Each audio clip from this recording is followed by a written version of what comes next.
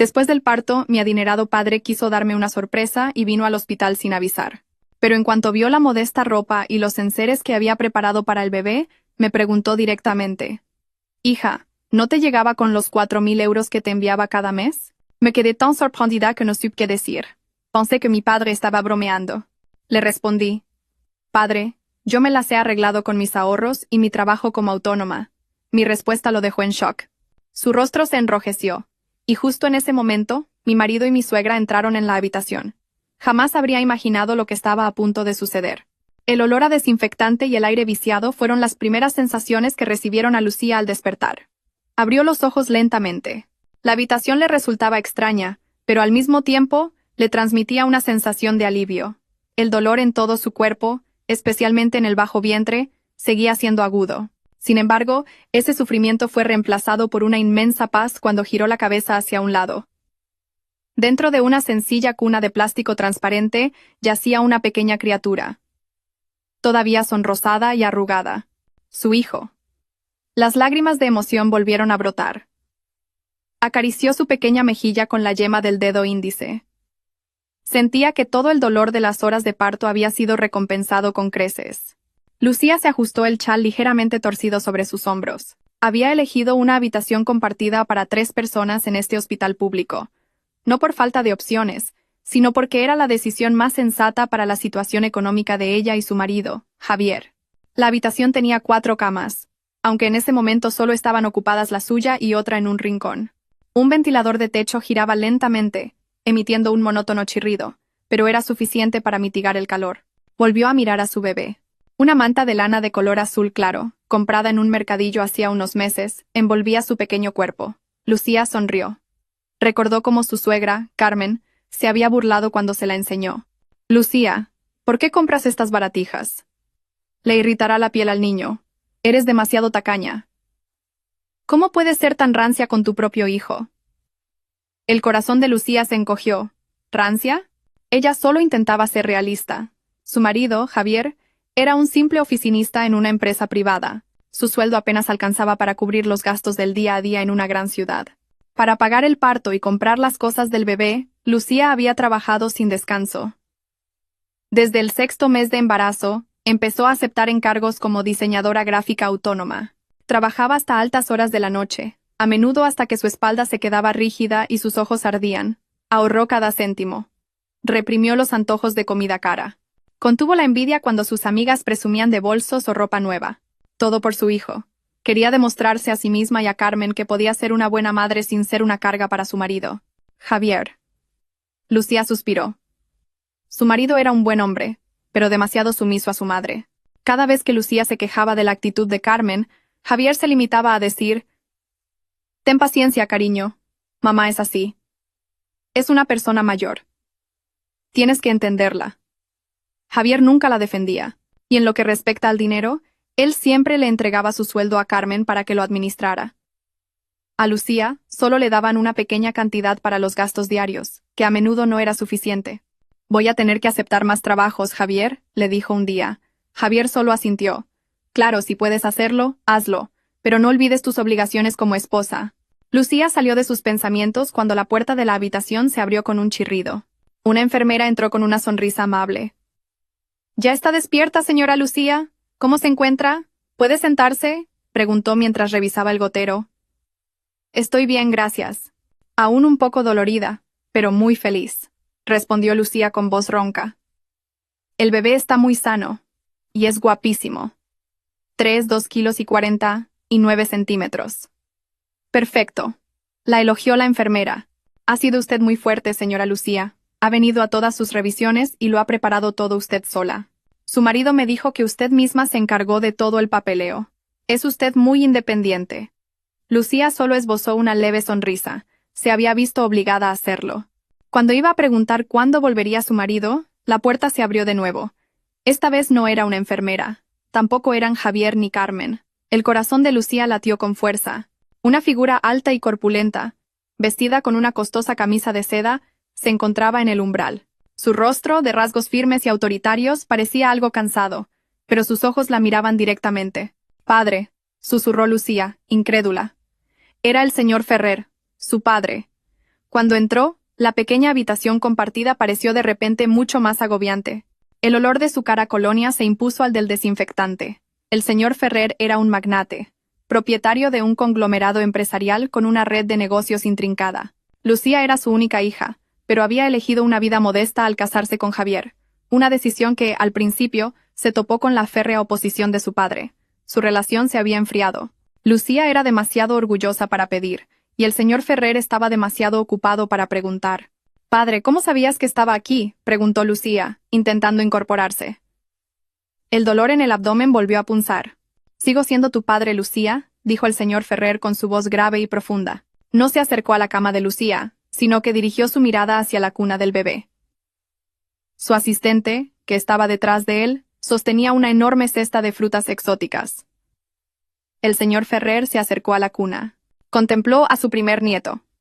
Su rostro endurecido se fue suavizando. «Es un niño», murmuró. «Sí, padre.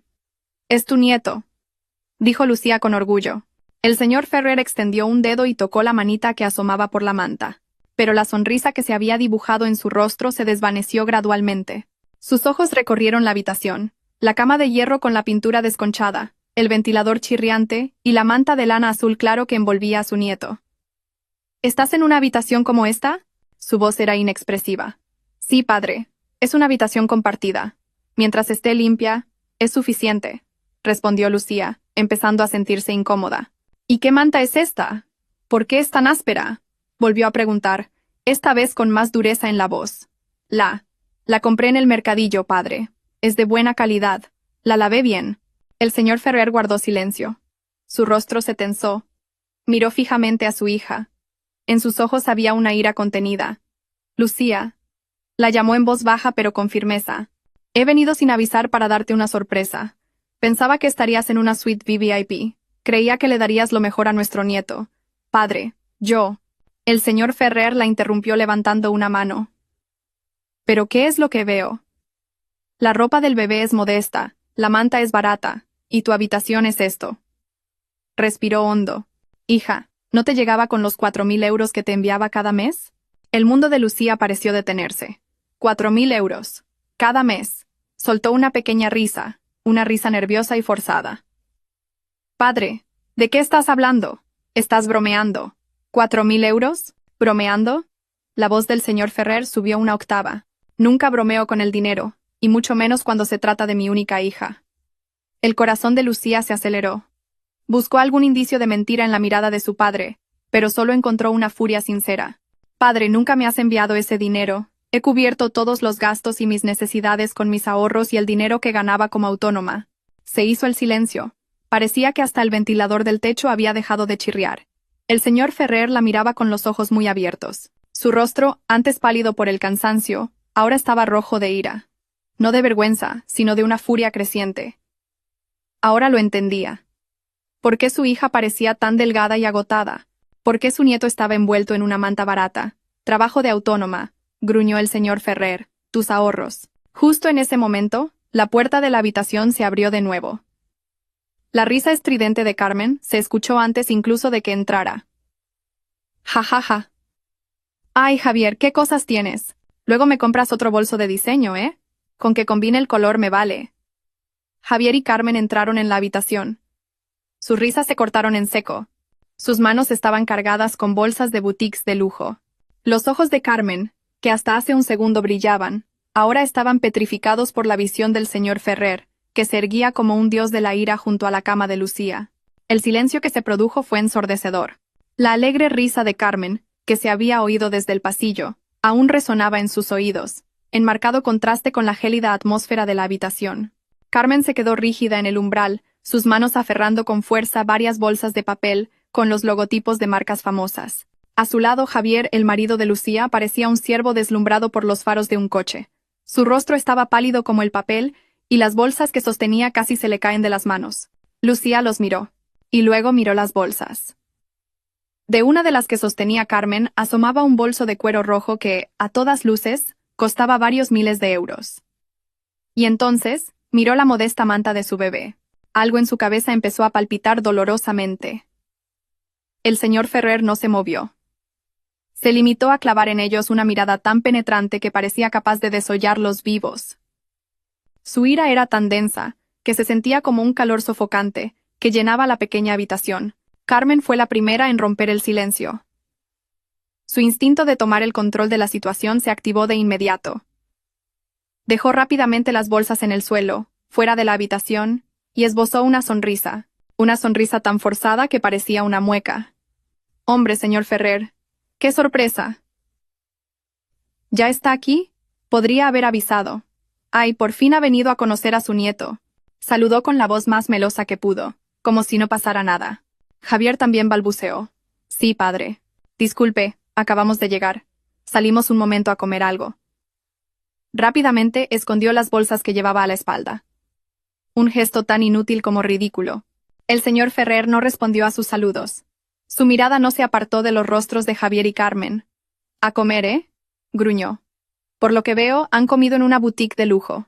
Carmen se sintió acorralada al instante, pero intentó disimularlo. «Ah, eso. No, es que pasamos un momento a hacer un recado para una amiga. Íbamos de camino a la cafetería del hospital». «Señor, ¿qué ocurre?» «Padre, ¿qué está pasando?», susurró Lucía. Seguía confundida. No entendía nada. Se sentía mareada. «¿Qué es todo esto, padre?». El señor Ferrer ignoró a Lucía. Dio un paso al frente. Su imponente figura hizo que Javier y Carmen retrocedieran instintivamente. «Se lo preguntaré una vez más», dijo el señor Ferrer con una voz baja y peligrosa. «Javier, señora Carmen, ¿dónde están los 4.000 euros mensuales que les daba para mi hija?». Esta vez, Lucía no se rió. En su lugar, la confusión en sus ojos se transformó gradualmente en horror. Miró a su marido, buscando una respuesta. Javier tragó saliva. Una gota de sudor del tamaño de un garbanzo comenzó a resbalar por su sien. Miró a su madre, pidiendo ayuda. Carmen se adelantó rápidamente. Su falsa amabilidad se había transformado en una fingida expresión de tristeza. Incluso se llevó una mano al pecho, como si estuviera sorprendida. «¿Qué dinero, señor Ferrer? ¿4.000 euros?»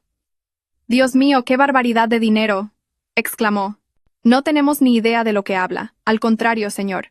Nosotros somos los que lo hemos pasado mal». «¿Mal?», repitió el señor Ferrer. «Sí, señor», exclamó Carmen. Ahora su tono se había vuelto acusador. «Es que esta Lucía es una derrochadora. Usted no conoce la verdadera cara de su hija. Desde que se casó con mi Javier, no sabe el dineral que gasta. El dinero que le da Javier nunca es suficiente. Siempre está pidiendo cosas. Dice que son antojos del embarazo, pero qué casualidad que todos sus antojos son carísimos». Lucía sintió que le faltaba el aire. «Suegra, ¿cuándo le he pedido yo algo caro?», protestó. Su voz era débil, pero temblaba de indignación. «No he pedido nada». «Va, no te hagas la inocente, Lucía», replicó Carmen con acritud. «Pediste esa ropa premamá de diseño tan rara. Pediste comida de restaurantes caros. Mi Javier estaba que se subía por las paredes. Hemos tenido que apretarnos el cinturón para cubrir tus caprichos». Aquello era una mentira descomunal. Lucía lo recordaba perfectamente.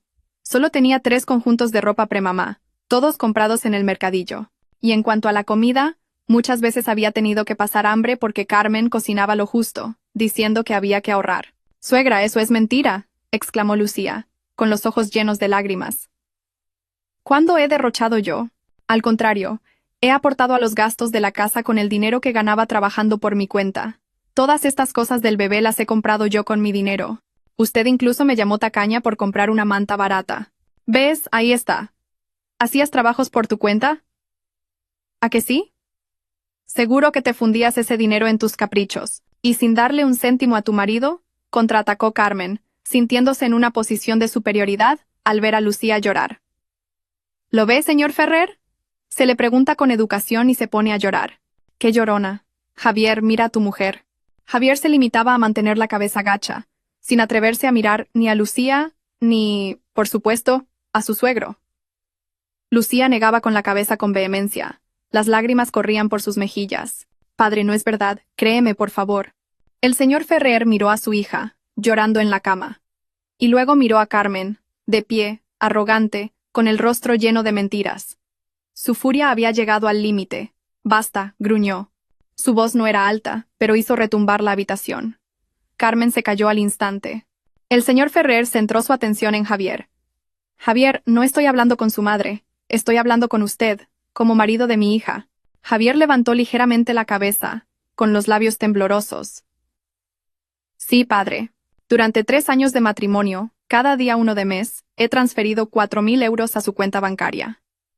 Lo hice a su cuenta a propósito. No a la de Lucía. Porque pensé que usted, como cabeza de familia, administraría ese dinero para la felicidad de mi hija. Lucía sintió como si le estrujaran el corazón.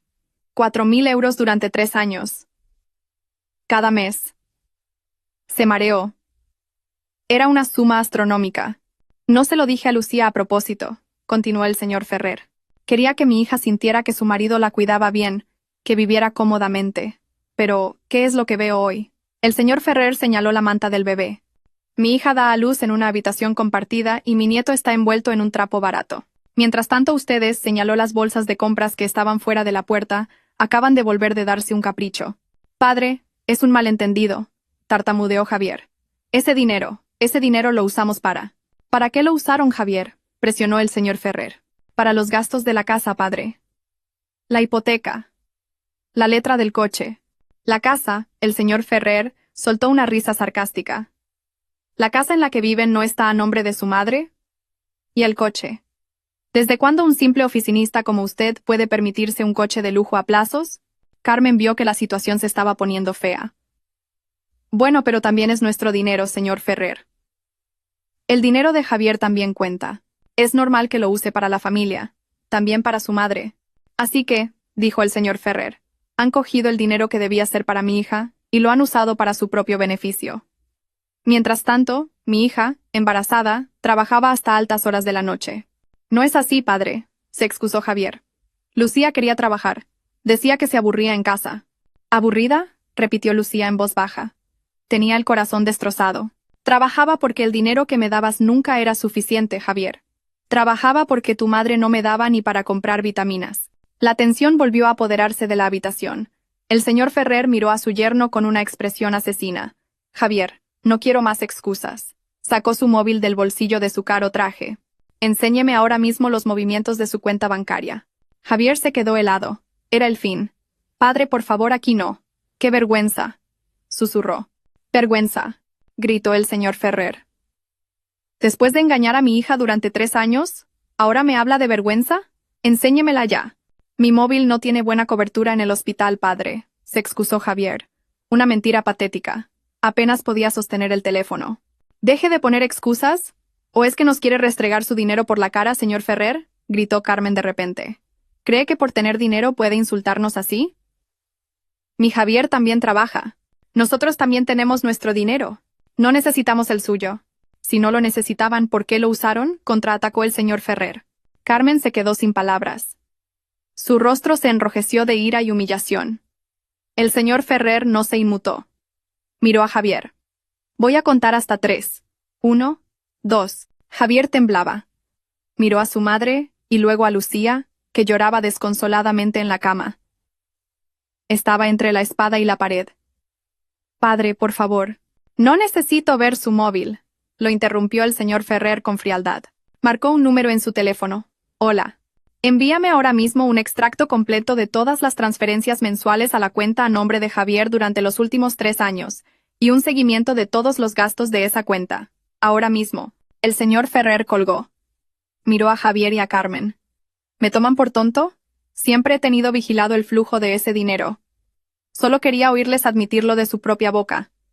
Pero han elegido mentir. Javier y Carmen se desplomaron en las duras sillas de la sala de espera. Sabían que el juego había terminado.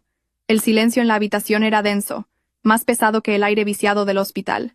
El ventilador del techo seguía chirriando, y el único sonido que Lucía oía era el de su propio corazón, que latía con fuerza contra sus oídos. 144.000 euros. Esa cifra daba vueltas en su cabeza como una peonza. 144.000 euros. 4.000 euros al mes durante 3 años. Lucía miró a su padre, y luego a Javier, con la cabeza gacha, y a Carmen, pálida como la pared. Intentó procesar esa información, conectarla con su vida de los últimos 3 años, 3 años de lucha, de privaciones, de sentirse siempre culpable por no tener suficiente, por ser una carga. De repente, fragmentos de recuerdos surgieron en su mente, ahora teñidos de un significado nuevo y doloroso. Recordó cuando estaba de 4 meses. No era un antojo de lujo. Solo deseaba desesperadamente unos mangos de la Axarquía, un poco más caros pero perfectamente maduros, del supermercado. Se armó de valor y se lo pidió a Javier. Como siempre, él le pasó el recado a Carmen. Y Carmen dijo: ¿para qué comprar algo tan caro? En el mercado los hay a montones. No seas tan caprichosa. Al día siguiente, Carmen trajo mangos, pero eran los que vendían casi podridos a precio de saldo. Cómete esto. Mangos son mangos, le dijo su suegra. Lucía lloró en secreto en el baño mientras se comía aquella fruta ácida y fibrosa, conteniendo las náuseas. Ahora lo sabía. El día que pidió unos mangos de 10 euros, en la cuenta de su marido habían ingresado 4.000. Recordó cuando estaba de 7 meses. Su vientre era enorme y le dolía la espalda terriblemente, pero se obligaba a seguir con sus trabajos de diseño para cumplir los plazos. Se sentaba en la estrecha mesa del comedor frente a su portátil hasta las 3 de la madrugada. El bebé no paraba de dar patadas, como protestando. Javier salió de la habitación, no para consolarla, sino para beber agua. La vio, agotada, con profundas ojeras. ¿Qué le dijo? No te olvides de levantarte mañana por la mañana. Prepara el desayuno a mamá antes de que me vaya a trabajar. Ni un descansa, ni un te ayudo. Javier dejó que su esposa embarazada trabajara hasta la extenuación, mientras en su cuenta bancaria había dinero suficiente para contratar a una docena de asistentes. Recordó sus visitas al ginecólogo. El médico le recetó un complejo vitamínico de alta dosis y calcio. El feto estaba sano, pero la madre sufría de desnutrición. Señora Lucía, ¿tiene que tomar esto? Para tener fuerzas para el parto, le dijo el médico. Lucía vio el precio total, 60 euros. Con el dinero que Carmen le racionaba para el día a día, no tenía esa cantidad. Volvió a casa y se lo enseñó a Javier. Una vez más, fue Carmen quien respondió. ¿Tan caras son las vitaminas? Los médicos solo quieren sacar dinero. Yo no tomé ninguna vitamina cuando estaba embarazada de Javier, y mira qué sano salió. Tómate el hierro que dan gratis en el centro de salud. No seas tan débil. Esa noche Lucía lloró. Se sintió como una fracasada, como una mala madre incluso antes de que su hijo naciera. Sentía que no podía darle lo mejor. Al final, contactó discretamente con un cliente y le pidió más trabajo a cambio de un adelanto. Una semana después, compró las vitaminas con el dinero que tanto le había costado ganar, y tuvo que mentirle a Carmen, diciéndole que se las había regalado una amiga. Mientras ella se sentía culpable por gastar dinero en la salud de su propio bebé, ellos, su marido y su suegra, disfrutaban de una vida de lujos. Las lágrimas de Lucía caían en silencio. Ya no eran lágrimas de tristeza, eran lágrimas de rabia, de arrepentimiento, de darse cuenta de lo increíblemente ingenua que había sido. Lucía, cariño. La voz temblorosa de Javier la sacó de sus pensamientos. Intentó cogerle la mano. Lucía la apartó bruscamente. No me toques, gruñó. Ping. El móvil del señor Ferrer sonó. Una notificación. 2. Correos electrónicos y mensajes llegaron en cascada. Su asistente había sido rápido. El señor Ferrer no necesitó abrir su portátil. La amplia pantalla de su móvil le mostró toda la información que necesitaba. Su rostro permanecía tranquilo, pero sus ojos ardían. Javier, dijo el señor Ferrer. El extracto de su cuenta es fascinante. Javier agachó aún más la cabeza. Veamos, continuó el señor Ferrer, su voz serena pero letal. El mes pasado. Ingreso de 4.000 euros de mi parte el día 1. El día 4, pago con tarjeta en un restaurante de lujo. 300 euros. Oh, debió de ser una cena espléndida. Carmen parecía nerviosa. El día 7, continuó el señor Ferrer, pago en la boutique El Capricho Brillante, 2.500 euros. Levantó la vista del móvil. Miró directamente a Carmen. Supongo que este es el bolso del que presumía en sus reuniones sociales. El que dijo que Javier le había comprado con el sudor de su frente. Carmen se sobresaltó. ¿Señor, nos ha estado espiando? No es necesario espiar, replicó fríamente el señor Ferrer. Solo protejo mis activos, y mi hija es mi activo más preciado, uno del que ustedes han abusado. El señor Ferrer volvió a mirar la pantalla. Y hace 3 meses. Ingreso de 4.000 euros. La semana siguiente, pago de la entrada para un deportivo, sedán rojo a nombre de Javier. Los ojos de Lucía se abrieron como platos. ¿Un coche? ¿El coche rojo que dijiste que era de empresa, Javier? Javier tartamudeó. Fue una bonificación, Lucía. Un bonus de la empresa. Un bonus, dice. El señor Ferrer soltó una risa seca. Su empresa no da bonificaciones tan generosas, Javier. Conozco su sueldo exacto. Y conozco los resultados de su empresa. Este dinero de aquí, golpeó la pantalla del móvil, es el dinero de mi hija. Ya es suficiente. Carmen se levantó de repente. No podía más. Su rostro, antes pálido, ahora estaba rojo de ira. ¿Y qué? ¿Qué importa? Es el derecho de Javier. Es mi hijo. Es normal que un hijo cuide de su madre. Que le haga regalos. ¿Cuidar a su madre con el dinero robado a su esposa? Preguntó el señor Ferrer con acidez. ¿A quién ha robado? Replicó Carmen con fiereza. Es el dinero de su marido. Es su derecho. Además, usted mismo lo transfirió a la cuenta de Javier, ¿no? Pues entonces es de Javier, no de Lucía. Si de verdad era para ella, ¿por qué no se lo ingresó en su cuenta? Porque confiaba, gruñó el señor Ferrer. Confiaba en que un marido asumiría su responsabilidad. Me equivoqué. Sí, se equivocó, exclamó Carmen, sintiéndose victoriosa. Así que ese dinero ya era nuestro por derecho. Si con él compramos bolsos, coches o reformamos la casa, es asunto nuestro. Usted no tiene derecho a meterse. Reformar la casa, recordó Lucía. Hacía 2 meses, su casa había sido reformada por completo. La cocina se amplió, y en la habitación de Carmen se instaló un nuevo aire acondicionado y un baño privado. Lucía tuvo que dormir en el estrecho salón durante un mes. Carmen dijo que le había tocado dinero en una tanda. El corazón de Lucía se hizo añicos. Miró a su marido. Javier, ¿es verdad lo que dice tu madre? ¿Tú crees que era tu derecho? Javier no tuvo el valor de responder. Solo pudo llorar. Pero sus lágrimas parecían falsas. No lloraba por Lucía, sino por sí mismo. De repente, Javier cayó de rodillas. No ante Lucía, sino ante el señor Ferrer. Se arrastró e intentó agarrarle los pies a su suegro. Padre, perdóneme. Yo me equivoqué. Fue mi madre la que me obligó, padre. Se lo prometo, cambiaré. Le devolveré el dinero. Pero por favor no haga que me despidan. Por favor no llame a la policía. Lucía lo miraba atónita. Incluso en un momento como este, lo que Javier temía era perder su trabajo e ir a la cárcel. No perder la confianza de su esposa. No el remordimiento por haberla abandonado a ella y a su hijo. Ping. El móvil del señor Ferrer volvió a sonar. Era un mensaje de texto de su asistente. El señor Ferrer lo leyó. Su rostro se endureció aún más. Miró a Javier arrodillado en el suelo. Levántese, le ordenó. Javier no se movió. He dicho que se levante, gritó el señor Ferrer. Javier se levantó de un salto, asustado. El señor Ferrer lo miró. Mi asistente acaba de enviarme el informe de seguimiento de activos. Han sido más astutos de lo que pensaba. No solo se han gastado el dinero, sino que lo han usado para comprar bienes a su nombre. Javier y Carmen se quedaron helados. El sedán rojo está totalmente pagado y a nombre de Javier. ¿Y la casa en la que viven? El señor Ferrer miró a Carmen. La hipoteca estaba avalada por el banco, y han utilizado el dinero que les envié para liquidar el préstamo de la reforma. No solo han robado, sino que han blanqueado el dinero. El señor Ferrer se dio la vuelta. Ya no miraba al marido y a la suegra de su hija.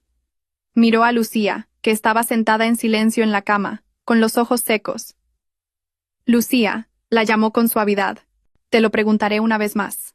Después de todo lo que has oído, de todo lo que has descubierto, ¿quieres seguir con este hombre y este matrimonio? La pregunta del señor Ferrer quedó suspendida en el aire. La habitación compartida estaba en silencio como una tumba. Todas las miradas se centraron en Lucía. Javier la miraba con una expresión lastimera, empapado en sudor. Carmen la miraba con una expresión afilada y llena de odio. Lucía miró a su padre. Aquel hombre que siempre le había parecido frío y distante ahora estaba frente a ella, siendo su escudo protector. Y luego miró al bebé que dormía en su cuna. Un ser inocente que casi crece en un entorno lleno de mentiras. Un bebé que merecía algo mucho mejor. Lucía movió lentamente su mirada hacia Javier. Su marido, el hombre al que había amado, o al menos, el que creía haber amado. El hombre al que había defendido frente a su padre 3 años atrás. El hombre en el que había confiado para liderar su familia. Antes de que Lucía pudiera responder, Carmen no pudo contenerse más. Su paciencia se había agotado. La máscara de suegra sufrida y paciente se había caído hacía tiempo. «Basta ya, no pongas esa cara de pena», gritó Carmen señalando a Lucía. «¿Crees que nos asustas?» «Sí, usamos el dinero. ¿Y qué? ¿Acaso está mal?» «Era dinero que mi hijo recibió de su suegro. Faltaría más». Javier intentó sujetar a su madre por el brazo. «Mamá, para, por favor». «Tú te callas, Javier», lo cortó Carmen. «Eres un calzonazos. Tienes miedo de tu mujer y de tu suegro». «Escúcheme bien, señor Ferrer. Ahora miraba desafiante al padre de Lucía. Me opuse desde el principio a que Javier se casara con su hija. Sabía que una niña rica sería una consentida, una inútil que solo querría que la sirvieran. Y al final, tenía razón. El señor Ferrer enarcó una ceja, dejando que la mujer continuara. Pensábamos que casándonos con la hija de un magnate nuestra vida sería más fácil, que se nos pegaría algo de su riqueza. Pero no. Lucía vivía una vida de mentira, fingiendo ser independiente, vistiendo con harapos, comiendo cualquier cosa. Me daba vergüenza con los vecinos, con mis amigas. Mi nuera, casada con el hijo de un empresario, y parecía una pordiosera. La gente pensaría que no la tratábamos bien, cuando la realidad es que ella era una tacaña. Suegra, gruñó Lucía. ¿Qué? Eres una rancia. Ahorrabas hasta la extenuación. Mi nieto va a nacer y le compras esta manta barata. ¿Cómo iba a poder mirar a la gente a la cara? Carmen estaba cada vez más exaltada. Así que, cuando usted le envió ese dinero a Javier, se lo dije a mi hijo, esta es tu recompensa, hijo. El pago por aguantar a esta mujer. Y claro que lo usamos. Disfrutamos, compramos cosas buenas, para que la gente dejara de mirarnos por encima del hombro, para poder presumir en mis reuniones de que mi hijo era un hombre de éxito, aunque su mujer pareciera una indigente. Cada palabra que salía de la boca de Carmen era una daga que se clavaba en el corazón de Lucía. Ingenua, pordiosera, tacaña, consentida, indigente. Y tú, Lucía, Carmen volvió a señalarla. Eres una estúpida. Con el buen marido que tienes, un hombre obediente, ¿por qué te empeñabas en trabajar tanto? ¿Para qué? ¿Qué ibas a hacer con tanto dinero? ¿4.000 euros al mes? Una mujer como tú se lo habría gastado todo en cosméticos y ropa. Mejor que lo tuviera yo. Compré oro, invertí en bolsos de lujo. Eso es una inversión. Su valor no deja de subir. Mucho mejor que dejar que el dinero se desperdiciara en tus manos. El monólogo lleno de odio finalmente terminó. Carmen jadeaba, con el pecho subiendo y bajando. Parecía satisfecha de haber vomitado toda su bilis. Un breve silencio. Las lágrimas de Lucía se habían secado. Su rostro estaba pálido, pero sus ojos ya no mostraban tristeza. Solo un vacío que lentamente se convertía en una llama fría y ardiente. Ignoró a Carmen. Ni siquiera la miró. Centró toda su atención en Javier, su marido, que temblaba de pie entre ella y su madre. Javier lo llamó Lucía. Su voz era increíblemente tranquila, casi inexpresiva. Javier se sobresaltó. No esperaba que Lucía lo llamara con tanta calma. Sí, cariño. Solo te voy a preguntar una cosa, dijo Lucía. No te preguntaré por el coche, ni por la casa. Solo una cosa. Javier tragó saliva. ¿Qué, Lucía? Cuando estaba de 7 meses, la voz de Lucía era baja pero clara, y el médico dijo que tenía desnutrición, y te pedí que me compraras un batido para embarazadas que costaba 20 euros. Tu madre dijo que no había dinero. Javier empezó a temblar. Te pregunto, Javier. Ese día, tú sabías que tu madre mentía, ¿verdad? Javier miró al suelo. No se atrevía a mirar a su esposa a los ojos. Recordaba ese día. Después de que Lucía se fuera a la habitación, su madre se rió. Qué batido ni qué nada.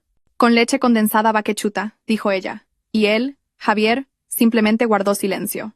Respóndeme, Javier, insistió Lucía. Javier asintió, muy lentamente, casi imperceptiblemente. ¿Sí? Susurró. Una cosa más, dijo Lucía. Cuando trabajaba hasta las 3 de la mañana frente al portátil, con la espalda rota, y el bebé dando patadas sin parar. Tú me viste, ¿verdad? Javier intentó excusarse. Tú me viste, lo interrumpió Lucía, repitiendo la pregunta.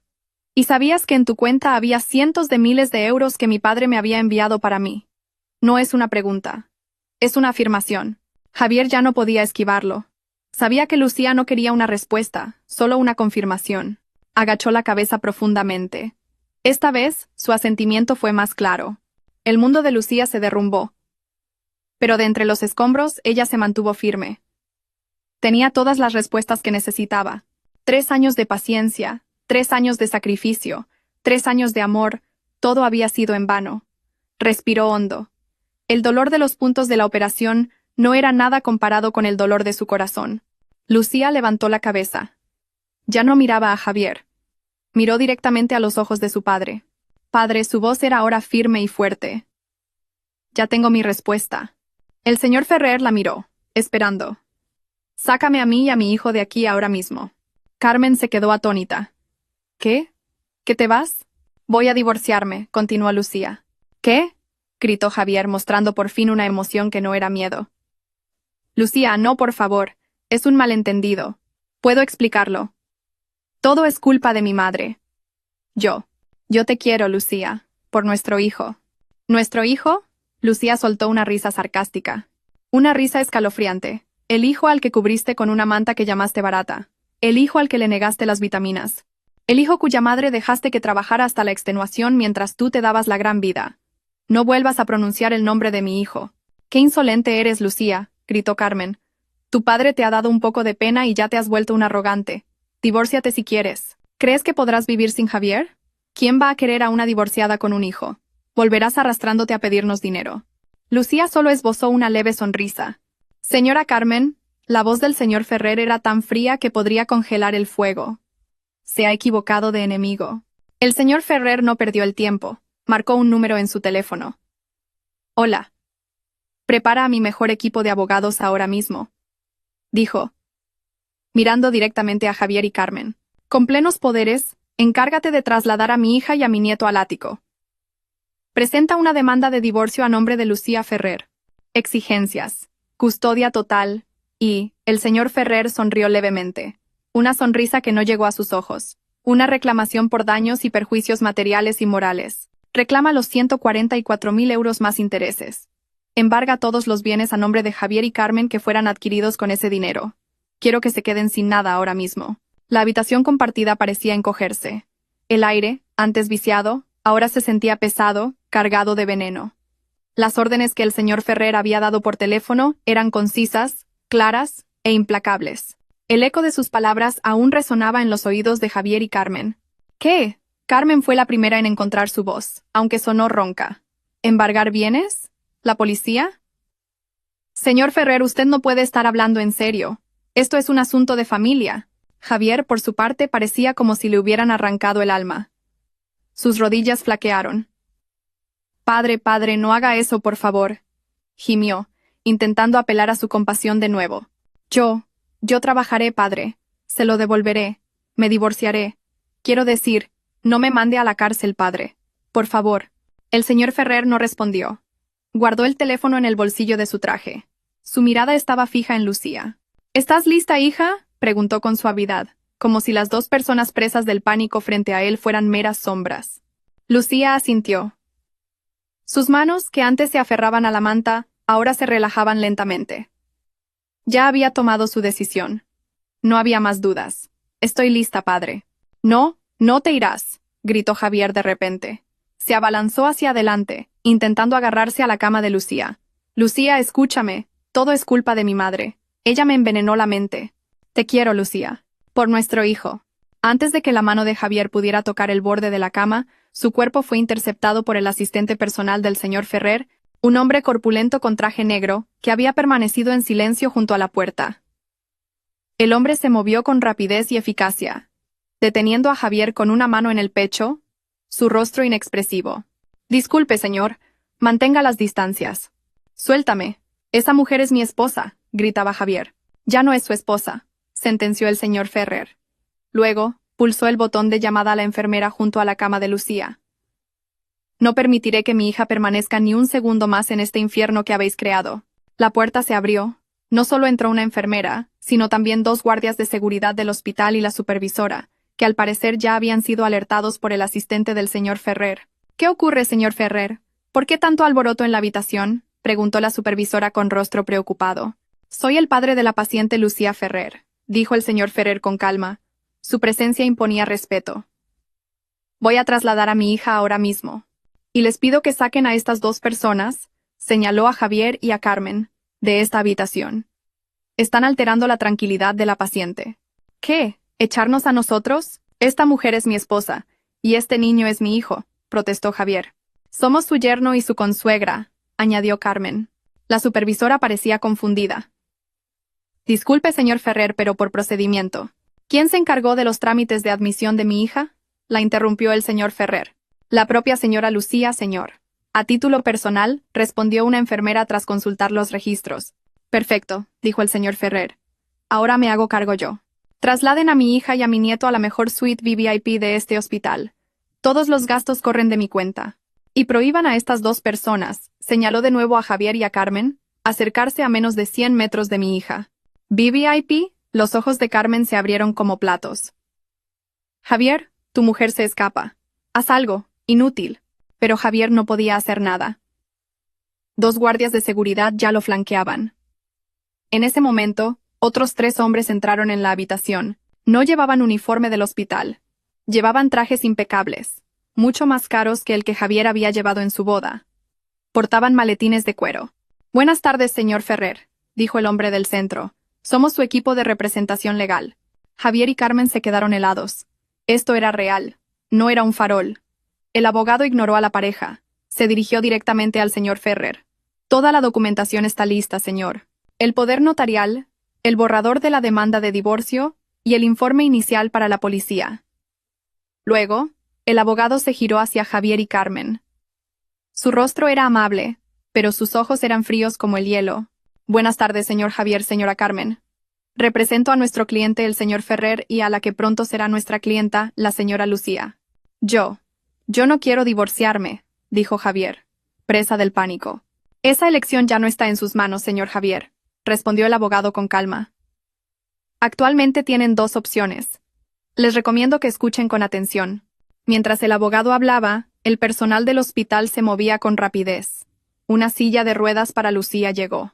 Una cuna VVIP, con una manta de cachemira más suave y apropiada, fue introducida por una enfermera dedicada. Lucía, con ayuda de la enfermera, se sentó lentamente y por primera vez acunó a su hijo con una sensación de alivio. La primera opción, dijo el abogado, rompiendo el silencio. Su voz era tranquila. Firman estos documentos. Un reconocimiento de haber recibido y utilizado los 144.000 euros, un acuerdo de divorcio, la cesión de la custodia total a la señora Lucía, y la transferencia de la propiedad de un sedán rojo y una vivienda como primer pago de la devolución de dichos fondos. ¿Qué? Nuestra casa no, gritó Carmen. Está a mi nombre. Una casa renovada y liquidada con dinero que no le correspondía, señora Carmen, la corrigió el abogado.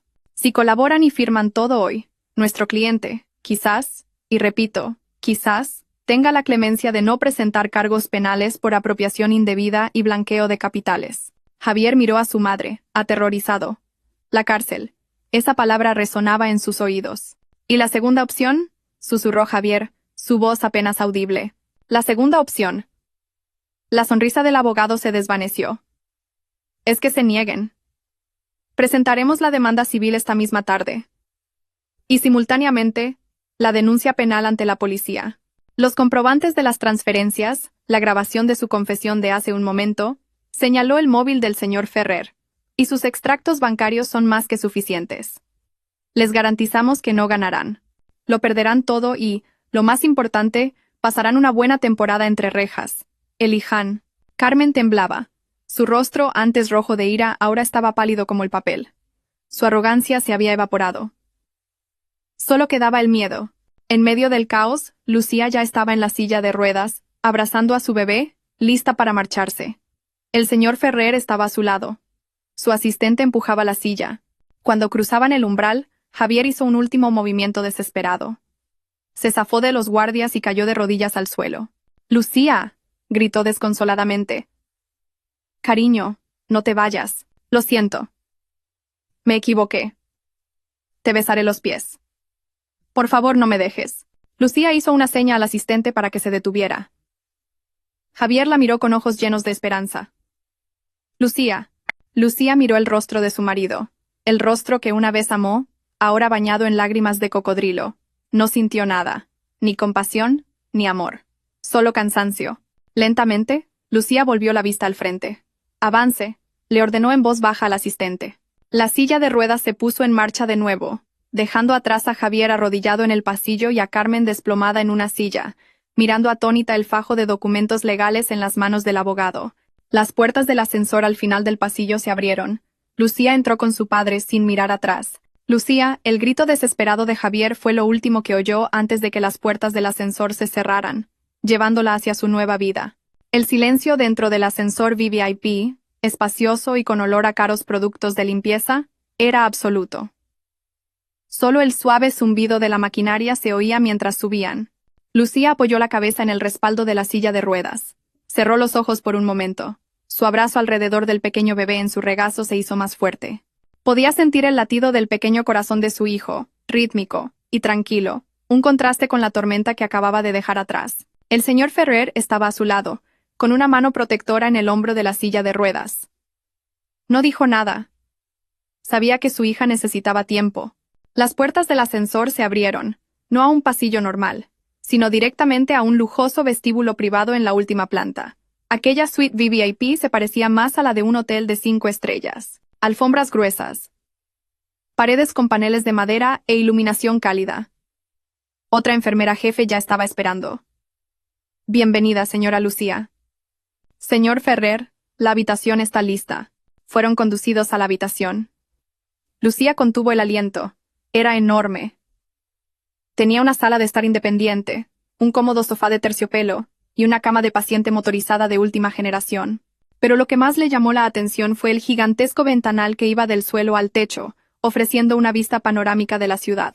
El cielo del atardecer ya empezaba a teñirse de naranja. En un rincón de la habitación había una preciosa cuna de madera maciza, perfectamente equipada con artículos de bebé de primera calidad, todo en su embalaje original. Un mundo aparte de la cuna de plástico y la manta del mercadillo. Descanse, señora. Le ayudaré a trasladar al bebé, dijo la enfermera con suavidad. Lucía dudó por un momento. No quería soltar a su hijo. El señor Ferrer pareció entenderlo. Déjame cogerlo a mí, dijo. Y con cuidado, el señor Ferrer tomó a su primer nieto de los brazos de Lucía. El hombre, que siempre había parecido tan frío, se veía un poco torpe, pero sus ojos irradiaban una ternura inmensa. «Hola, pequeño campeón. Bienvenido a la familia», le susurró al bebé. Fue en ese momento, al ver a su padre sosteniendo a su hijo en esa habitación segura y lujosa, cuando toda la tensión que Lucía había reprimido durante horas, o quizás años, finalmente estalló. Los hombros de Lucía empezaron a temblar. Un sollozo se escapó de sus labios. Luego otro. Se cubrió el rostro con las manos y su llanto se convirtió en un torrente. Lloró. No era el llanto de dolor o rabia de la otra habitación. Era un llanto de alivio. Un llanto que lavaba todas las heridas, todas las mentiras, todas las humillaciones que había tragado durante los últimos 3 años. Lloró por su propia estupidez, lloró por sus años perdidos, y lloró por el hecho de que, por fin, era libre. El señor Ferrer entregó rápidamente al bebé a la enfermera y se arrodilló junto a la silla de ruedas de Lucía. Abrazó a su hija con fuerza. Llora, hija. Suéltalo todo. Ya ha pasado. Todo ha terminado. Padre, lo siento, sollozó Lucía contra el hombro de su padre. Fui tan tonta. Yo. Shh, la interrumpió el señor Ferrer. No eres tonta, solo eres demasiado buena, y ellos se aprovecharon de tu bondad. A partir de ahora, nadie volverá a hacerte daño. Te lo prometo. Mientras tanto, en la habitación compartida de la planta de abajo, la escena era muy diferente. Los gritos desesperados de Javier en el pasillo no detuvieron a los abogados. Volvieron a entrar en la habitación donde Carmen seguía sentada, rígida. Javier entró tras ellos, tambaleándose. Su andar era débil, sus ojos estaban vacíos. Bien, dijo el abogado principal, dejando la pila de documentos y un bolígrafo sobre la mesa frente a Carmen. El tiempo de negociación ha terminado. Es hora de decidir, la cárcel o la firma. Carmen miró los papeles. En la primera página se leía claramente: reconocimiento de deuda y cesión de activos. Sus ojos se abrieron como platos al ver la cifra de 144.000 euros. Esto es un robo, gruñó. Esto es justicia, señora Carmen, replicó el abogado con frialdad. Considérelo un descuento. Si lo llevamos a juicio, la cantidad podría triplicarse con los intereses bancarios y los costes por daños morales, sin mencionar nuestros honorarios, que también correrían a su cargo, y el bonus de una temporada en prisión. Las manos de Carmen temblaban. Miró a Javier. Javier, mira esto. Nos vamos a quedar en la calle. Javier no respondió.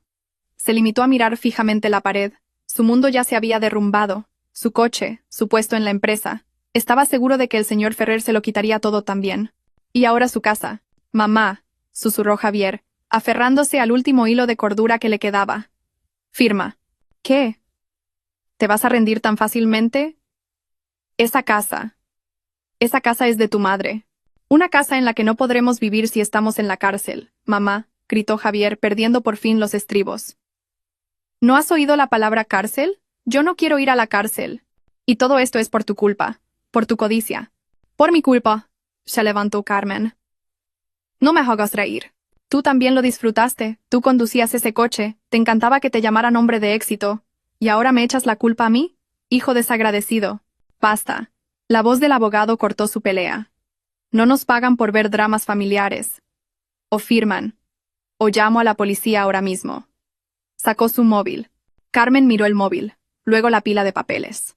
Con una mano temblorosa, agarró el bolígrafo. ¿Dónde? Gruñó. El abogado le fue indicando dónde tenía que firmar, en cada una de las pestañas adhesivas. Carmen firmó con tanta rabia que casi rasgó el papel. Cuando terminó, tiró el bolígrafo sobre la mesa. Señor Javier, su turno, dijo el abogado. Javier firmó como un autómata, sin oponer resistencia. Su firma era casi ilegible. Excelente, dijo el abogado, recogiendo los documentos. Una cosa más. Extendió la mano. Las llaves del coche y de la casa. Tienen 24 horas para desalojar la vivienda. Mañana por la tarde, nuestro equipo vendrá a precintarla. Javier se registró los bolsillos. Con desgana, entregó el llavero del coche rojo y las llaves de la casa que había sido su orgullo. Después de que los abogados se fueran, Javier y Carmen se quedaron solos en la habitación. Carmen, que hasta hacía un momento se había mostrado tan fuerte, se derrumbó de repente. Sus piernas cedieron. Cayó al suelo y se echó a llorar. Se acabó todo. Nuestro dinero, nuestra casa. Ay, Javier, ¿dónde vamos a vivir? Javier no respondió. Se sentó en una silla, mirando atónito las bolsas de las marcas de lujo que acababan de traer. Ahora yacían en el suelo, irónicas y patéticas. En el ático del hospital, Lucía acababa de terminar de dar el pecho a su hijo por primera vez en paz. Su viejo móvil, con la pantalla ligeramente agrietada, descansaba en la mesilla de noche. De repente vibró. El nombre de Javier apareció en la pantalla. Una llamada. La vibración cesó, y luego aparecieron notificaciones de mensajes de texto. 1, 2, 10. Cariño, cógelo, por favor. Me equivoqué. Mamá se ha desmayado. Lucía, por favor. No me queda nada.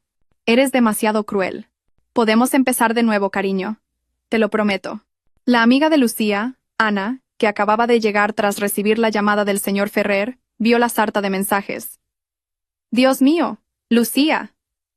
Este hombre no tiene vergüenza, gruñó Ana. Miró a su amiga. ¿Vas a responderle?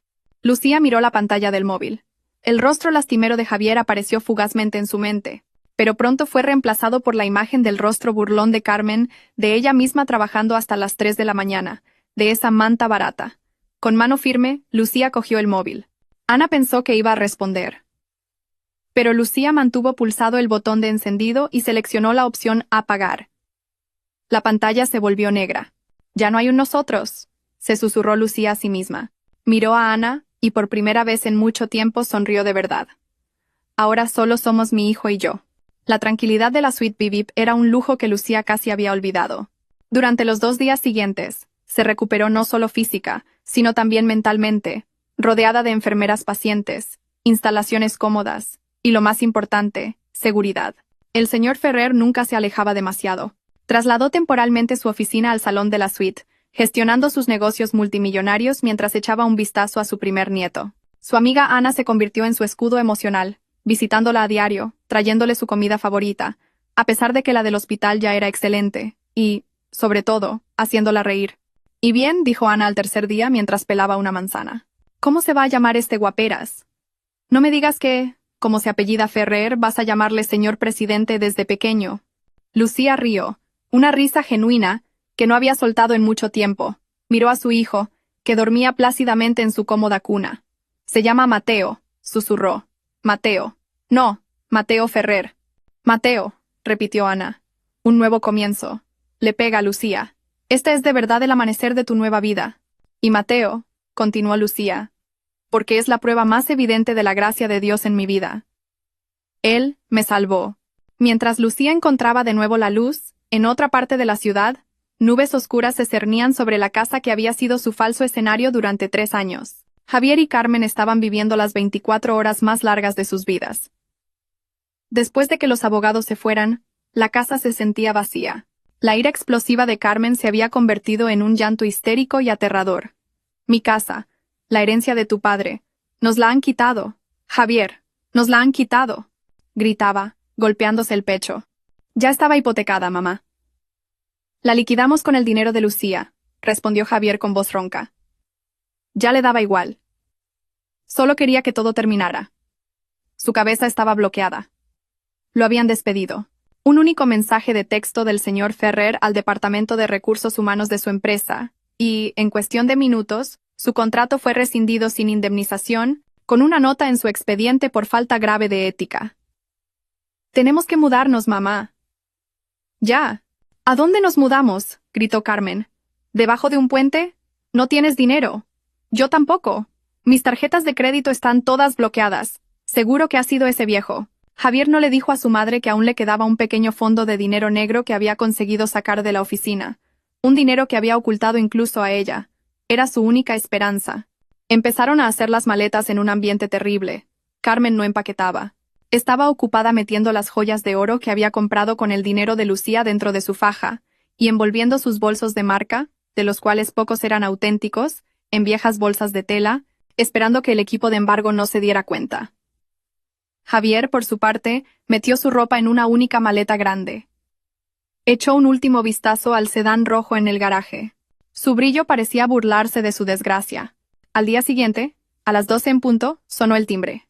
No era el abogado. Era peor. 3 hombres corpulentos acompañados por un miembro del equipo legal y un cerrajero.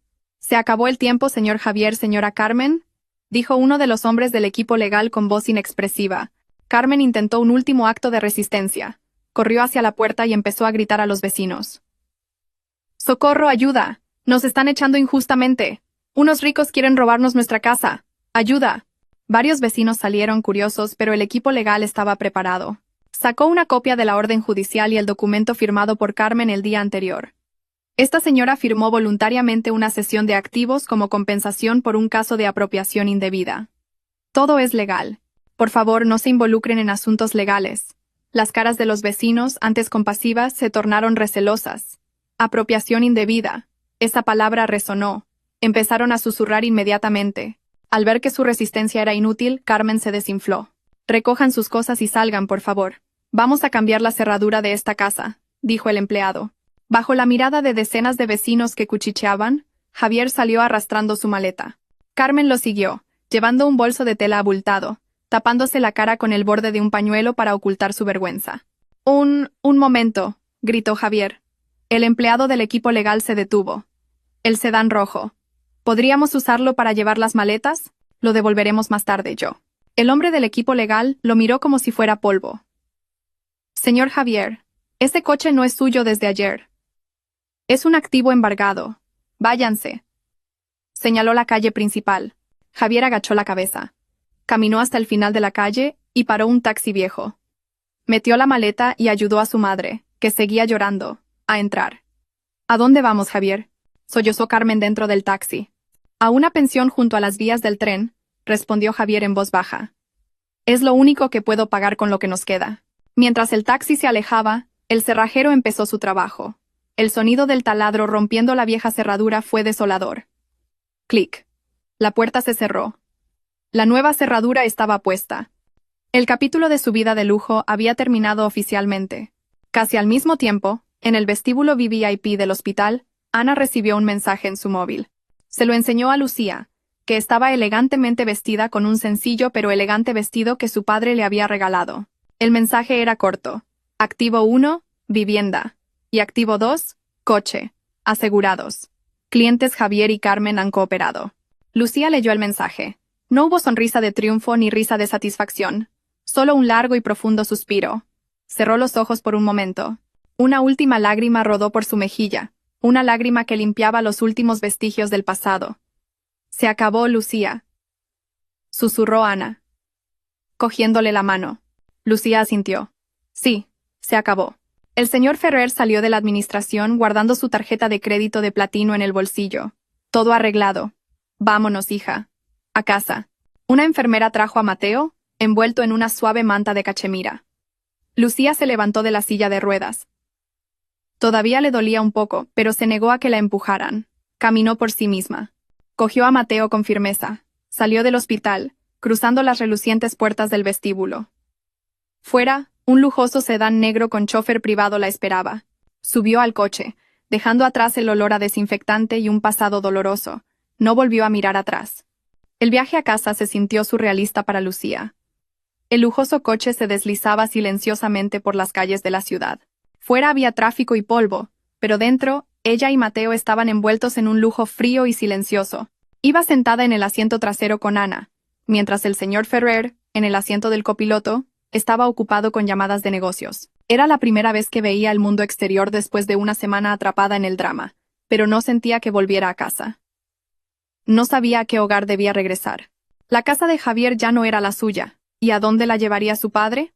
El coche no se dirigió a la lujosa urbanización de su padre que conocía desde niña. En cambio, giró hacia el distrito financiero y se detuvo en el vestíbulo de un imponente rascacielos. «Padre, ¿dónde vamos?», preguntó Lucía, inquieta. «A casa», respondió brevemente el señor Ferrer, con una leve sonrisa. Subieron en un ascensor privado directamente a la última planta, el piso 50. Las puertas del ascensor se abrieron, y lo que les recibió no fue el vestíbulo de una oficina, sino el impresionante salón de un ático. Las paredes eran casi todas de cristal, ofreciendo una vista de 360 grados de la ciudad. El suelo era de mármol importado. Los muebles eran minimalistas, pero parecían increíblemente caros. «Dios mío, padre, ¿dónde estamos?». Lucía estaba atónita. «En tu casa, en vuestra casa», dijo el señor Ferrer. Cogió a Mateo de los brazos de Lucía. «Mi asistente lo ha estado preparando desde ayer». «Bienvenida a casa, hija». Una mujer de mediana edad con uniforme los recibió. «Buenas tardes, señora Lucía. Soy la señora Beltrán. Soy la niñera de Mateo. Y esta es la señora Juana, su enfermera personal para el posparto». Lucía estaba aún más confundida. «¿Niñera? ¿Enfermera personal?». El señor Ferrer la llevó a recorrer la casa. Había 3 dormitorios. El principal era más grande que todo el piso de alquiler en el que había vivido. Había una habitación de invitados y otra que había sido convertida en la habitación de bebé más lujosa que jamás había visto. La cuna era de madera maciza. Había un armario lleno de juguetes educativos importados y ropa de bebé de marca. Y un sistema de aire acondicionado con control de temperatura. Ana silbó en voz baja. «Lucía, esto es una locura. Es un palacio». Esa noche, después de que Ana se fuera y Mateo durmiera en su lujosa cuna, Lucía no pudo dormir. Se quedó de pie frente al enorme ventanal, contemplando las luces parpadeantes de la ciudad. Debería estar feliz. Estaba libre, era rica, estaba a salvo, pero su corazón estaba inquieto. Se sentía pequeña. Sentía que acababa de mudarse de una prisión a otra. Antes, la estrecha prisión de Javier y Carmen. Ahora la jaula de oro de su padre. No había hecho nada para merecer esto. Solo era la hija de su padre. A la mañana siguiente, después de un desayuno preparado por el chef personal de su padre, Lucía fue al despacho de su padre en el ático. «Padre», lo llamó en voz baja. El señor Ferrer levantó la vista de una pila de papeles. «Sí, hija. ¿Necesitas algo? ¿No te gusta la comida?». «No, padre». Lucía respiró hondo. «Gracias. Gracias por todo, por Mateo, por este lugar. No sé qué decir». «No tienes que decir nada», dijo el señor Ferrer con suavidad. «Todo esto es tu derecho, uno que te llega con retraso». «Pero yo no puedo vivir así, padre», dijo Lucía, y el ceño del señor Ferrer se frunció. «¿Cómo que no puedes vivir así?». «¿Así? Siendo servida, compadecida, siendo de nuevo una carga para ti. Ya no soy una niña, padre. Soy una madre». Lucía miró a su padre directamente a los ojos. «No quiero ser un parásito». El rostro del señor Ferrer, antes suave, se endureció. «¿Parásito? ¿Qué quieres decir?». «Antes era un parásito en la casa de Javier y Carmen aunque trabajaba. Y ahora siento que soy un parásito aquí. No quiero vivir de tu compasión», dijo Lucía con firmeza. «Quiero valerme por mí misma». El señor Ferrer guardó silencio. Miró a su hija. Buscó vacilación en sus ojos, pero lo que encontró fue la misma chispa que tenía él. La chispa de una luchadora. Lentamente, una sonrisa se dibujó en los labios del señor Ferrer. Una sonrisa de genuino orgullo. «¿Y cuál es tu plan?». El corazón de Lucía se aceleró. Este era el momento. «Quiero empezar mi propio negocio». «¿Qué negocio?». «Soy diseñadora gráfica, pero también soy madre», empezó a explicar Lucía. «Padre, mira todos estos artículos de bebé que me has comprado. Son lujosos, son buenos, pero deben de costar una fortuna. No todas las madres pueden permitírselo. Quiero crear mi propia marca de artículos de bebé, de calidad premium, con un diseño bonito, pero a un precio razonable. Hizo una pausa y continuó. Y ropa. Ropa modesta para madres. Sé lo que se siente al pasar todo el día con ropa vieja. Sé lo difícil que es encontrar ropa de lactancia que sea cómoda, elegante y que no sea reveladora. Quiero crear una línea de moda modesta y moderna para madres como yo. Ropa que las haga sentir guapas y respetadas, incluso cuando están ocupadas cuidando de sus hijos. El señor Ferrer escuchaba con atención. Su rostro no mostraba ninguna expresión. Tengo los diseños, dijo Lucía con nerviosismo. Sacó la tablet que su padre le había regalado y abrió la carpeta de su portafolio de diseño. Puedo hacerlo. Sé que puedo. Solo necesito el capital. Cuando Lucía terminó, el señor Ferrer se recostó en su silla. De acuerdo, es un buen plan. El mercado de la moda modesta y los artículos de bebé nunca muere. ¿Estás de acuerdo, padre?, preguntó Lucía, esperanzada. Por supuesto, dijo el señor Ferrer. Yo te daré el capital. Los ojos de Lucía brillaron. Pero, continuó su padre, no como un regalo, te lo daré como un préstamo empresarial. Prepara un plan de negocio adecuado. Calcula los costes de producción, de marketing, los beneficios esperados. Preséntamelo, y si es viable, te transferiré los fondos. El rostro de Lucía, que ya brillaba, se iluminó aún más. Esto era lo que quería. No un regalo, no compasión, sino un reto, confianza. Prepararé el plan de negocio de inmediato, padre. Ahora mismo. Bien. Trae a Ana, hazla tu gerente. Es una chica inteligente y leal. Te daré acceso al equipo de branding de mi empresa para que te asesoren. Se levantó el señor Ferrer. Esa es mi hija. Casi al mismo tiempo, en una pensión junto a las vías del tren, Javier se despertó. El olor a alcantarilla y el estruendo de un tren sacudieron sus sentidos. Carmen roncaba en una esterilla a su lado. Solo había un viejo ventilador que giraba ruidosamente. Javier cogió su móvil. Ni mensajes, ni llamadas. Abrió la aplicación del banco. Saldo restante, 300 euros. Suficiente para pagar el alquiler de la pensión de este mes y comida barata. Había una notificación de correo electrónico del Departamento de Recursos Humanos de su antigua empresa. Una carta de despido improcedente. Ahora era oficialmente un desempleado con un mal historial. Javier tiró el móvil sobre el fino colchón. Miró fijamente el techo lleno de telarañas. Ya no tenía nada. De vuelta en el ático, Lucía estaba en una videollamada con Ana. Ana, ¿quieres ser la directora general de nuestra empresa?, gritó Lucía, emocionada. ¿Qué? ¿Directora general? ¿De qué empresa? Acabas de dar a luz, Lucía, rió Ana desde el otro lado. De nuestra empresa. Lo digo en serio, mi padre nos dará el capital. Vamos a crear nuestra marca. Lucía Aparel. Ana guardó silencio, y luego sonrió de oreja a oreja. Lista para el puesto, directora. Lucía rió. Colgó y miró a Mateo, que dormía en su lujosa cuna. Vamos a empezar, hijo, susurró. Ya no era la débil Lucía. Era Lucía Ferrer, madre y futura empresaria. Pasaron 6 meses.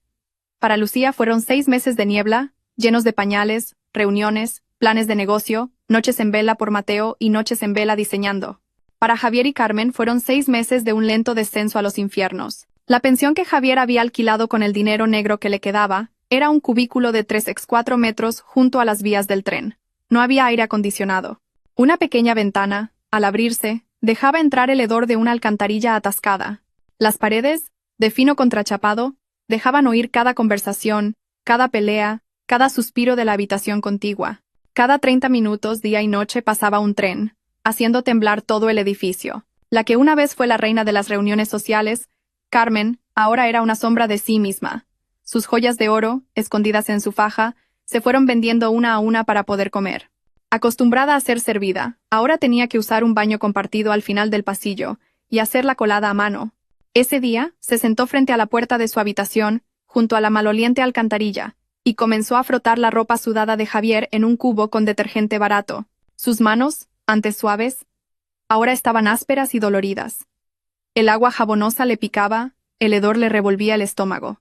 Una vecina, la señora del puesto de ensaladas, se detuvo. ¿Haciendo la colada, señora Carmen? Qué raro, usted siempre la llevaba a la lavandería. El rostro de Carmen se sonrojó. ¿Solo para hacer algo de ejercicio? Mintió. La vecina se rió. ¿Ejercicio? Pues menuda cara de amargada se le ha quedado. Oiga, la ropa de trabajo de su marido hay que frotarla con un cepillo, no así. Si no, no sale la porquería. Le tiró un viejo cepillo de lavar. Carmen se sintió humillada hasta la médula. Las lágrimas cayeron en el agua sucia. Odiaba esto, odiaba el olor, odiaba a la vecina, odiaba a Javier, y sobre todo, odiaba a Lucía y a su padre. En un mercado mayorista, Javier cargaba sacos de patatas. El que una vez fue un oficinista de camisa limpia, ahora era un mozo de almacén con una camiseta vieja y rota. Su cuerpo, antes cuidado, ahora estaba delgado y quemado por el sol. Incluido en la lista negra de todas las empresas, el único trabajo que pudo encontrar fue este. Le pagaban a diario, 2 euros por cada saco que movía del camión al puesto. Trabajaba desde el amanecer. Le dolía la espalda, sus manos estaban llenas de ampollas. Javier, muévete más rápido. Parece mentira que con lo grande que eres tardes tanto en mover un saco, le gritó el capataz. Javier solo podía asentir y apurar el paso. Al final de la tarde recibió su paga. 75 euros en billetes arrugados que olían a pescado. Suficiente para comprar arroz y fideos instantáneos. Antaño, con 75 euros, apenas pagaba 3 horas de aparcamiento en el centro comercial. Caminó a casa para ahorrar el dinero del autobús. Encontró a su madre sentada en la oscuridad. Tenían la luz cortada y solo funcionaba una bombilla de bajo consumo. ¿Cuánto has traído?, preguntó Carmen con voz ronca.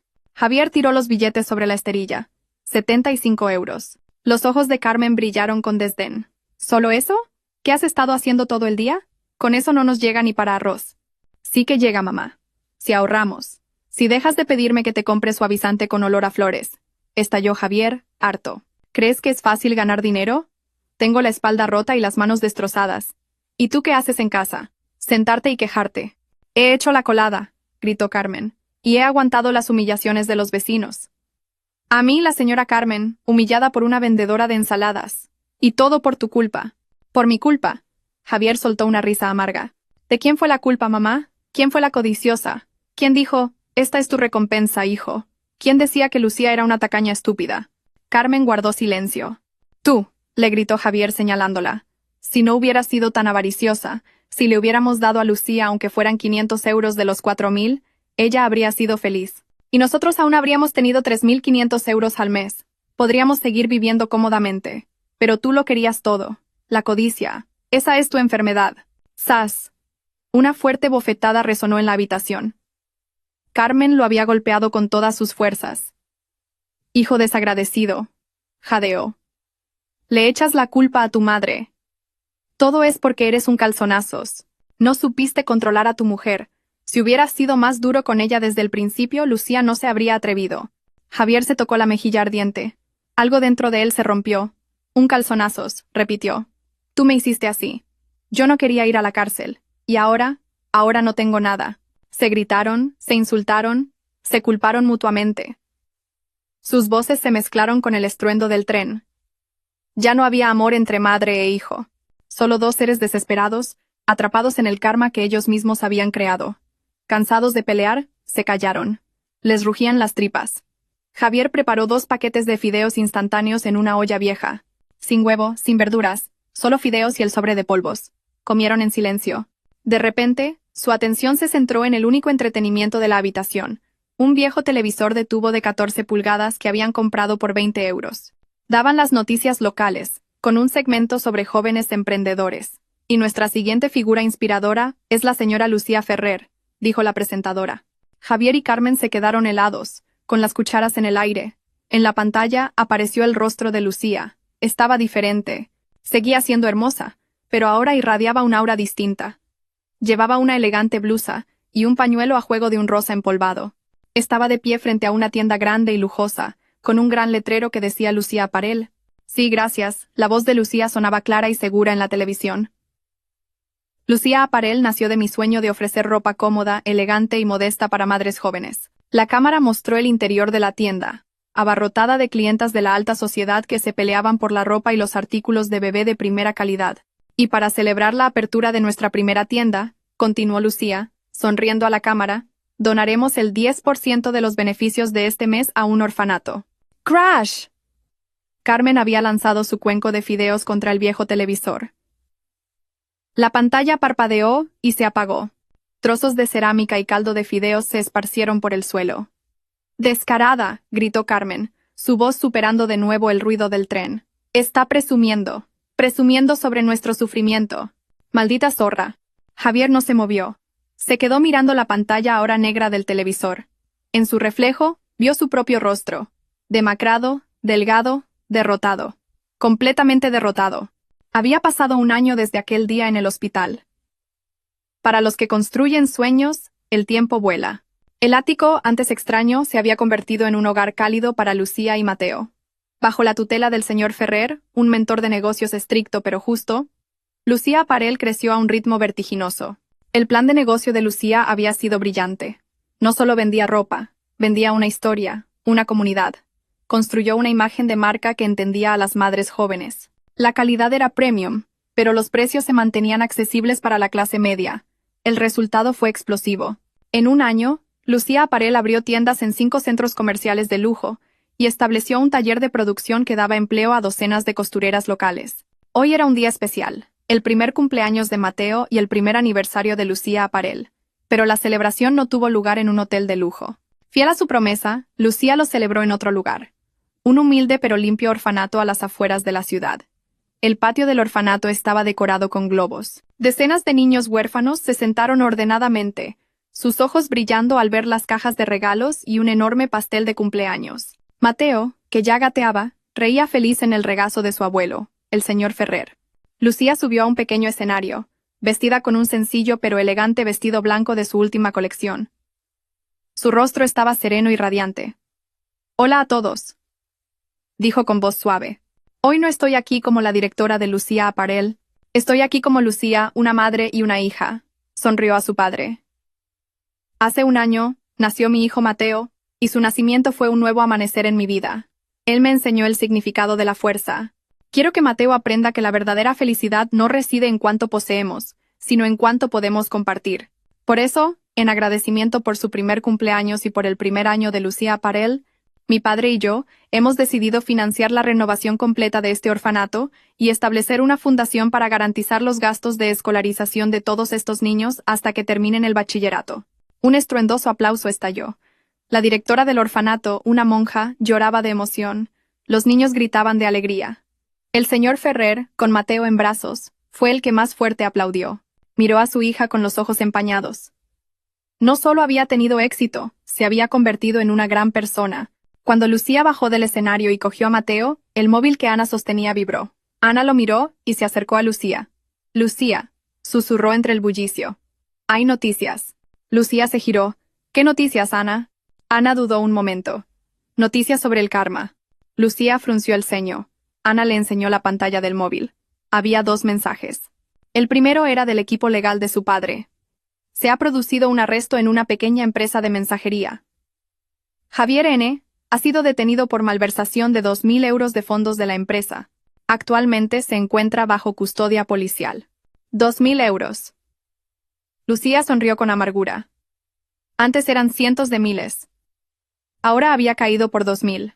Sin más habilidades que el fraude, Javier había intentado repetir su crimen a una escala menor y más torpe, y lo habían pillado.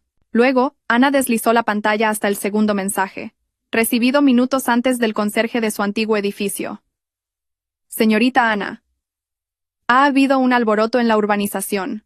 Una anciana ha sido sorprendida robando ropa de un tendedero en el bloque C. Cuando la pillaron, se puso a gritar como una histérica.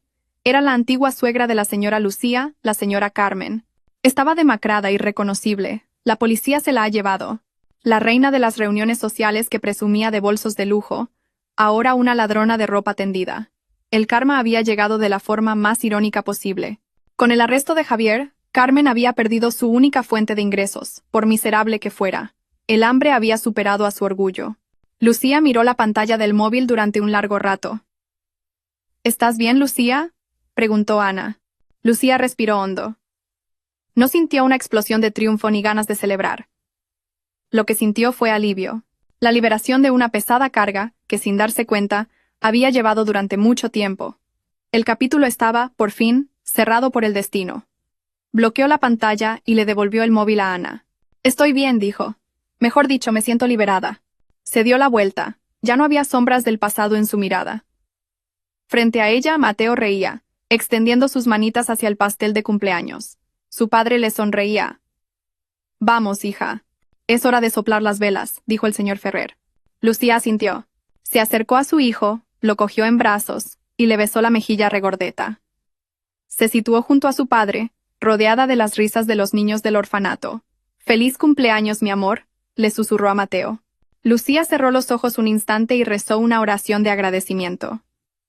Luego los abrió, sonrió, y junto con Mateo, sopló la única vela del pastel. La llama se apagó, dejando solo la luz de su nuevo amanecer.